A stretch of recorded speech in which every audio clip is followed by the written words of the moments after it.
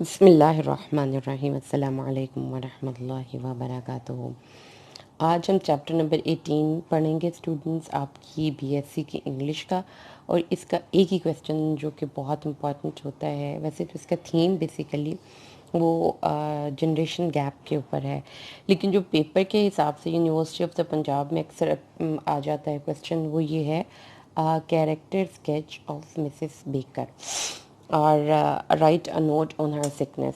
अब जैसा कि मैं आपको कई दफ़ा बता चुकी हूँ कि जब आप अपना पेपर के लिए कोई चीज़ रेडी कर रहे हैं, प्रिपेयर कर रहे हैं, तो उसको आप कतन सिर्फ की बुक पर रिलाई करके ना पढ़ें अगर आपने अच्छे मार्क्स लेने हैं।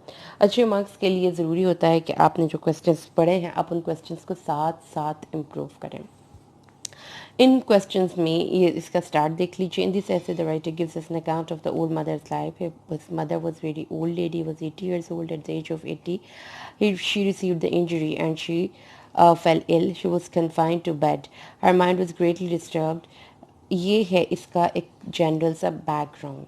जैसे कि हमें पता है कि मैंने आपको एक बात फिर बता दूं कि जो भी आप क्वेश्चन अटेम्प्ट कर रहे हैं स्टूडेंट्स, आपको क्वेश्चन नंबर 1 या अपने पहले पैराग्राफ को बहुत ज़्यादा फोकस करना होता है।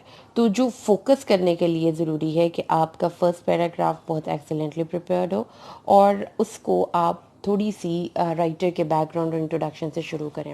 अब अगेन आपकी हेल्प के लिए ज़ाहिर है कि आपके पास अगर की बुक्स में राइटर का बैकग्राउंड और इंट्रोडक्शन नहीं लिखा हुआ तो फिर आप थोड़ा सा सर्च करेंगे। इन माई डे, ये मेरी बुक है जो मैं जब से पढ़ा रही हूँ तब से ये मेरे साथ है, इसलिए थोड़ी सी आपको अच्छी हालत में नज़र नहीं आ रही। लेकिन बहरहाल जी इससे ये पता चलता है कि इस बुक को मैंने बहुत पढ़ा हुआ है।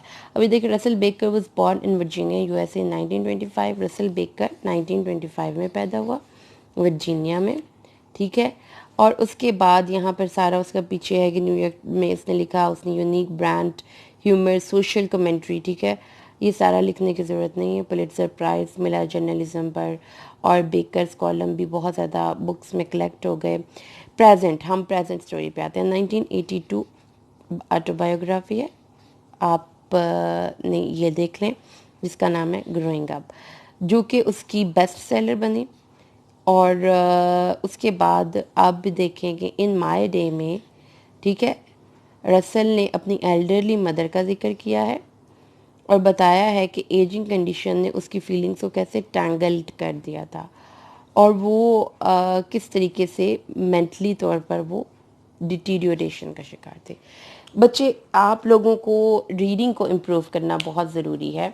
ये ज़रूरी है आप लोगों के लिए कि आपको अपना क्रिटिकल सेंस के साथ साथ, अब ये देखिए जो यहाँ पे वोकेबलरी है स्टूडेंट्स, जो वोकेबलरी यहाँ पे है, tangled feeling, mental deterioration, growing up, autobiography, elderly mother, ये वोकेबलरी आपको यहाँ पे नहीं मिली। यहाँ पे वोकेबलरी सादा है। लिहाजा अगर आप इन दोनों को मर्ज कर दें, मिसाल के तौर पर इसके मेन आइडिया लें और इसको, ये जो आपने अभी पढ़ा है, इसको आप लिखेंगे कैसे। देखिए, उसमें हम इसको ऐसे, मैंने जैसे दरमियान दरमियान से 2-4 लाइंस उसमें बस अंडरलाइन की थी। और चूँकि मेरे पास पेपर में इतना टाइम नहीं होता कि मैं लंबी चौड़ी कहानियाँ वहाँ पे बयान करूँ, तो मैं थोड़ा सा अपना इंट्रोडक्शन इम्प्रूव कर सकती हूँ। In my day is an extract from 1980 biography of Russell Baker, writer का नाम है, which became his best seller. अब इसको अपनी मर्जी से अपने वर्ड्स में लिख सकते हैं, समझ लेना आपके लिए ज़रूरी है। In My Day describes the tangled feeling and mental deterioration of writer's mother in the old age, ठीक है।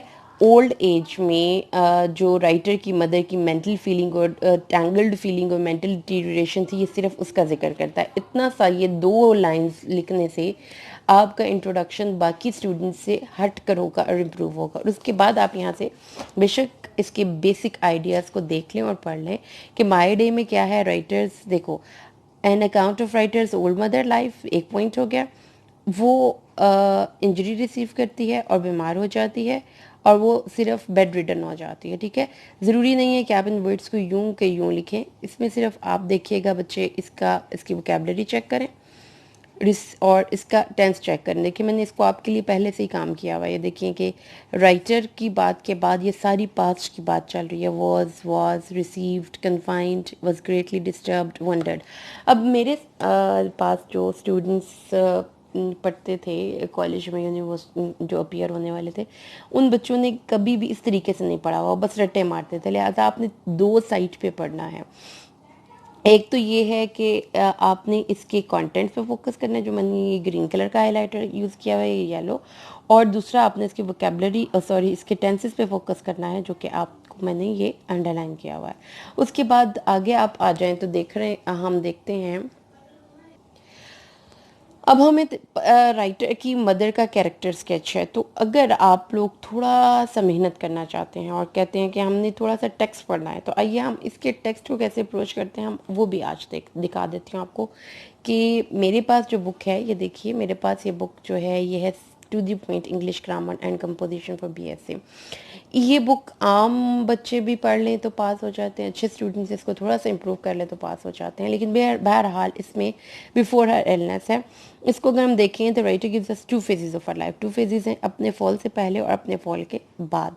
फॉल से पहले की ज़िंदगी, वो डिससेटिस्फाइड टाइप ऑफ वुमेन थी, बहुत अनहैप्पी थी अपनी कंडीशन से, पास्ट टेंस में लिखा गया है। और वो अपनी ज़िंदगी में पेन्स, ट्रबल्स, प्रॉब्लम्स की बात करती थी। और वो क्या करती थी, दूसरों को अज़ियत देकर खुशी महसूस करती थी। वो सैडिस्टिक थी, लोनली थी, सैड थी, ये सारे वर्ड्स हैं। दूसरों को तकलीफ़ देकर खुशी महसूस करती थी, सैड थी, लोनली थी। अब इस क्वेश्चन को आप इम्प्रूव कैसे कर सकते हैं, इन्हीं पॉइंट्स को देखिए। ये सिर्फ एक छोटे से पैराग्राफ में लिखा गया एक पॉइंट है, जिसमें उसने ये बता दिया कि वो और बहुत ज़्यादा अपनी लाइफ से अपने फॉल से पहले डिससेटिस्फाइड थी। लेकिन अब इसकी वोकेबलरी चेक करें तो स्टूडेंट्स, इसमें कोई भी टेक्स्ट या कोई भी समरी का इंस्टेंस ऐड नहीं किया गया। ना ही इसमें उसने बताया गया कि कैसे वो दूसरों को अज़ियत देती थी, कौन कौन से मौके थे। हमें अपनी सपोर्टिंग डिटेल्स को क्लोज टू टेक्स्ट करना होता है, ताकि हमारा आंसर जो है वो ज़्यादा बेहतर हो। अब यही बिफोर हिज फॉल वाला पॉइंट हम आगे भी देखते हैं। जो अगला क्वेश्चन है, ये क्वेश्चन नंबर 2 इसी बुक में है, हर फिलोसफी ऑफ लाइफ। इसमें देखिए कि राइटर किस तरीके से आपके इस पॉइंट को फर्दर एलैबोरेट कर रहा है कि वो कैसी खातून थी, उसकी फ़िलोसफी ऑफ लाइफ क्या थी जब वो गिरी नहीं। वो एक सेल्फ सेंटर्ड खातून थी, और वो अपने ही डोमेन में रहती थी, अपने ही आइडियाज़ और ड्रीम्स के डोमेन में रहती थी। और वो अपने ही बारे में बात किया करती थी, और दूसरों को बिल्कुल भी अपने रिलेटिव्स को बिल्कुल भी वो लिहाज करने की कायल ना थी। देखिए, और वो किसी को सिंपैथी नहीं देती थी, वो हमेशा दूसरों को क्रिटिसाइज़ करती थी, दूसरों पर हंसती थी, वो सार्केस्टिक थी। वो दूसरों को पे तंज करती थी और समझती थी कि दूसरे अहमक हैं, वो किसी की बात नहीं सुनती थी। अभी आपको समझ में आ गई कि ये सारे पॉइंट्स को अपने मर्ज कर देना, यानी कि अपने फॉल से पहले वो कैसे खातून थी, थोड़ी सी सार्केस्टिक थी, थोड़ी सी सैड थी, अपने प्रॉब्लम्स की बात करती थी। लेकिन क्या जो हम यहाँ पे पढ़ रहे हैं, क्या वो क्लोज टू टेक्स्ट है? वो गिरने से पहले, यानी कि खातून जो थी वो 80 साल की है, गिर गई है, बेड पे है। गिरने से पहले उसकी ज़िंदगी के बारे में क्या व्यू पॉइंट है, और ये जो व्यू पॉइंट जो जिस तरीके से यहाँ पे बयान किया गया है, ये हर एक की अपनी मर्जी है ना। देखें, आप एक फ्लावर देखते हैं, आप कहते हैं वाओ, कोई कहते हैं ब्यूटीफुल, कोई कहते हैं गॉर्जियस, कोई कहता है क्यूट, ब्यूटीफुल। तो वो चीज़ें आप अपनी मर्ज़ी से बयान कर सकते हैं। आइडिया एक होता है, उसको बयान करने के डिफरेंट तरीके होते हैं। लेकिन जब आप एक पेपर के लिए कोई चीज़ रेडी कर रहे हैं, तो आप वो वाला एक्सप्रेशन जो क्लोज टू टेक्स्ट होगा, वो मार्क्स दिलाएगा आपको। तो टेक्स्ट पढ़ना आपके लिए ज़रूरी हो जाता है फिर, जब आप अच्छे मार्क्स के लिए स्ट्राइव कर रहे होते हैं। अब ये जो बुक मेरे पास है, इसमें आपको टेक्स्ट भी लिखा हुआ मिल जाता है, जिसमें सारी स्टोरीज़ का टेक्स्ट उसके साथ साथ है। तो जो ये वाली शॉर्ट स्टोरी है, इसमें उन्होंने पेज नंबर आपकी बुक के साथ उसको बयान किया हुआ है। अब मैं अपने स्टूडेंट्स को थोड़ा सा कहती होती हूँ कि आप इसका टेक्स्ट ज़रूर पढ़ें। कैसे पढ़ें, मैं उनको बहुत ज़्यादा टाइम नहीं, क्योंकि मैं खुद भी उनको उर्दू ही पढ़ानी है, तो बच्चे खुद उर्दू पढ़ लेंगे। देखिए, 80 साल के में मेरी वालदा आखिरी दफ़ा बुरी तरह गिर गई, उसके बाद में इंतकाल कर गए। इसके बाद उनका ज़हन आज़ादाना तौर पर घूमने फिरने लगा। बाज़ औक़ात वो इन शादियों और जनाज़ों का जिक्र करती, जो 19 सदी पहले वो पज़ीर हो चुके थे। बाज़ औक़ात वो ख़ानदान से मुतल्लिक़ा कानों का जिक्र करती, बच्चों की इतवार के सिपहर जो उन्होंने बनाए थे। इस तरीके से बच्चों को मैं कहती हूँ, बच्चे आप एक दफ़ा टेक्स्ट से गो थ्रू हो जाएँ, और जो पॉइंट में आप अपने चीज़ों को एक्सप्लेन करना चाहते हैं, उसमें ऐड करना चाहते हैं, वो आप ऐड कर सकते हैं। आप देखिए, अब ये चीज़ जो मैं आपको वहाँ से करवा रही हूँ, ये and so she was a formidable woman and determined to speak to her mind. वही बात जो हम कह रहे हैं कि वो एक बड़ी खौफनाक खातून थी। वो अपनी बात कहने का आज़म रखती थी, वो अपनी मर्ज़ी का काम करने का आज़म रखती थी, उनको झुकाने का आज़म था। जो उनकी मुखालफत करते थे, जिस ज़माने में वो मेरे इल्म के मुताबिक बेहतरीन थी, मेरी माँ ज़िंदगी पर थोड़ी को आगे निकाले हुए शोला बार आंखों के साथ टूट पड़ी थी। वो एक ऐसी तवानाई थी जो उन्हें हर वक्त दौड़ने पर मजबूर करती थी। अब ये वाला जो एक्सप्रेशन है बेटा, ये एक्सप्रेशन जो लिखेगा पेपर में वो मार्क्स लेगा। देखिए जैसा कि वो फॉर्मिडेबल, ये आप एज अ कोटेशन भी ऐड कर सकते हैं। Determine to speak her mind, देखिए डिटर्मिन, ये अकॉर्डिंग टू योर ईज, इसमें से कुछ कोटेशंस, कुछ लाइंस आप उठा लें। Determine to bend those who post in that time and I had known her best. My mother hurled herself with the chin thrust forward, eyes blazing. ये words आपको मिल गए, chin thrust forward, eyes blazing, and energy that made it always on run. अब इसको आपने समझ में आ गया कि आपने बिफोर जो फॉल है उसकी लाइफ कैसी थी। वो बहुत एनर्जेटिक लेडी थी। हम जब इसको पेपर में के लिए रेडी करने लगे होंगे तो फिर हमने क्या करना होता है कि आपने रट्टे नहीं मारने, आपने चीज़ों को ऐसे समझना है कि आप उस पॉइंट को समझ लें। अब ज़रूरी नहीं है कि आप ये सारा टेक्स्ट पढ़ें, आप सिर्फ ये कर सकते हैं कि जो आपका पॉइंट है उसके लिए टेक्स्ट की पहले उर्दू पढ़ लें। जैसे ये देखिए सारी उर्दू लिखी हुई है, उर्दू पढ़ के आपको वो पॉइंट मिल जाएगा अपने पॉइंट के मुताबिक।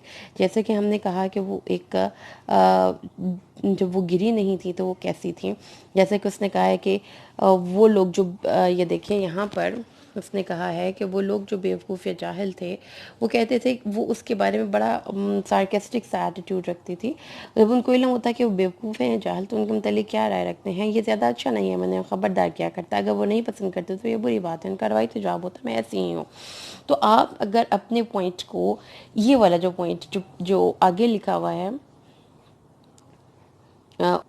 इस पॉइंट को इम्प्रूव करने के लिए आप अपने टेक्स्ट से लाइंस उठा सकते हैं। जैसा कि देखिए मैंने इसको कैसे लिखा है, इसके पॉइंट मैंने बना लेती हूँ जब मैं खुद पढ़ती हूँ या मैं क्लास को पढ़ाती हूँ। मैं इनको पॉइंट्स बना देती हूँ कि बिफोर फॉल ये आपका एक पैराग्राफ बन जाएगा। इस पैराग्राफ में जो पहला पैराग्राफ होगा ना, उसके बाद आपने ये बेसिक क्वेश्चन आपका यहाँ से शुरू होगा। उसकी फ़िलोसफी ऑफ लाइफ क्या थी, वो डिससेटिस्फाइड थी, अनहैप्पी थी, सार्केस्टिक थी, फॉर्मिडेबल थी। फॉर्मिडेबल थी, डिटर्मिन्ड, फॉर्मिडेबल थी, ठीक है जी। और determine to speak her mind with eyes blazing and an energy that always made her run. ये इस तरीके से आपने अपने उन पॉइंट्स को इम्प्रूव करना है। और जब आप इतना अपने टेक्स्ट की लाइंस उसके अंदर ऐड कर लेते हैं तो नतीजा क्या निकलता है कि आपका जो ये वाला एक्सप्रेशन है काफ़ी इम्प्रूव्ड लगता है और आपके बात में वज़न लगता है, क्योंकि जो बात आप बयान कर रहे हैं एग्जैक्टली वही टेक्स्ट में लिखी गई है। उसके बाद आफ्टर फॉल, उसकी जो फ़िलोसफी थी वो यहाँ पे है, उसमें आफ्टर फॉल भी यहाँ पे लिखा हुआ है। देखिए life after fall, life after fall भी मैंने आपको बता दिया कि देखिए इसमें आपने अपने टेंस को देखना है, आपने उसके मेन पॉइंट्स को देखना है। अपने गिरने के बाद वो बहुत अपसेट हो गई और फिर यहाँ पर उन्होंने सारा उसका टेक्स्ट बयान किया है, मतलब समरी लिखी है कि वो फुलिशली बिहेव करती थी, उसका कंडक्ट में डिग्निटी नहीं थी, उसका माइंड पास में रहता था। वो वाली वेडिंग्स एंड फ्यूनरल्स को याद करती थी जो 50 साल पहले हो चुके थे। वो अपनी फैमिली डिनर्स की बात करती थी। वो अपने सन रसल के बारे में सोचती थी कि वो तो इतना बड़ा नहीं हो सकता, इस तरह से बातें। और उसके बाद 1950 में वो और उसके बाद उसकी जो कंसिस्टेंसी ऑफ आइडियाज़ है वो लूज़ कर गई थी जब वो गिर गई थी। और ये सारा कुछ है, ठीक है बेटा। इसमें आपने जो यहाँ से अगेन अगर आप टेक्स्ट में से इसको लेना चाहते हैं तो टेक्स्ट में आप इन पॉइंट्स को, यानी कि आफ्टर फॉल को पहले उर्दू से पढ़ेंगे, जो चीज़ें आपको सही लगेंगी उसका फिर आप ट्रांसलेशन देख लें। उसके बाद देखिए आफ्टर फॉल में भी उन्होंने यहाँ पे भी लिखा हुआ है, देखिए हम ये देख रहे हैं, वो कहते हैं कि लाइफ आफ्टर फॉल में वो एक स्मॉल वुमन थी और ग्रेट लिमिटेशंस थी, वीकनेसेस थी, और वो अपने गिर जाने के बाद काफ़ी ज़्यादा छोटी हो गई। वो टाइनी एज डॉल थी, वो उसका कैरेक्टर में उस वक्त इम्प्रेस नहीं करता, वो एक सेनाइल ओल्ड लेडी बन गई हुई थी। ये सारे पॉइंट्स हैं जो कि आप लिख सकते हैं जब आपने अपना आफ्टर फॉल लाइफ लिखनी है। उसमें आप कैसे लिखेंगे कि वो गिर गई, वो विम्सिकल हो गई, वो मुतलवन मिजाज हो गई, वो परेशान हाल हो गए, वो रब नहीं रहा उसकी चीज़ों में। तो इसको आपने पहले अब समझ लिया। अगर आपको समझ में आ गई है तो वो जो स्टूडेंट्स पेपर के हिसाब से अपने इन चीज़ों को लेकर चलना चाहते हैं, मैंने आपके इसलिए बड़ा बड़ा लिख दिया कि स्टूडेंट्स बहुत ज़्यादा कोशिश करते हैं कि हेडिंग्स में याद कर लें और हेडिंग से लिखा है। मैं बहुत ज़्यादा दफ़ा बच्चों को मना करती हूँ, वो फिर भी लिखते रहते हैं। तो लिहाजा आपने स्टार्टिंग से भी मैंने आपको थोड़ा सा गाइड कर दिया कि कैसे आप इसको इम्प्रूव करेंगे, मैंने मिडिल से भी और एंडिंग से भी, और ये कि आप अपने टेक्स्ट को अप्रोच करें और ये ना करें कि सारा पढ़ें। इंपॉर्टेंट क्वेश्चंस के हिसाब से टेक्स्ट को अप्रोच करें और क्वेश्चंस को उस हिसाब से डील करें। उसके बाद जो आपका क्वेश्चन होगा ना स्टूडेंट्स, आंसर का एंड वहाँ पे होगा। अब नेक्स्ट जो मेरा टारगेट है अभी वो ये है कि इंशाल्लाह नेक्स्ट कमिंग एक दो लेक्चर्स में मैं आपको आपकी अप टू डेट पेपर्स के ज़रिए कि एक दो क्वेश्चंस को लिख कर डील करना सिखाऊंगी, ठीक है। तो ये सब कुछ आप पढ़ें और अल्लाह तबारक व तआला आप सबका हामी नासिर। अस्सलामु अलैकुम।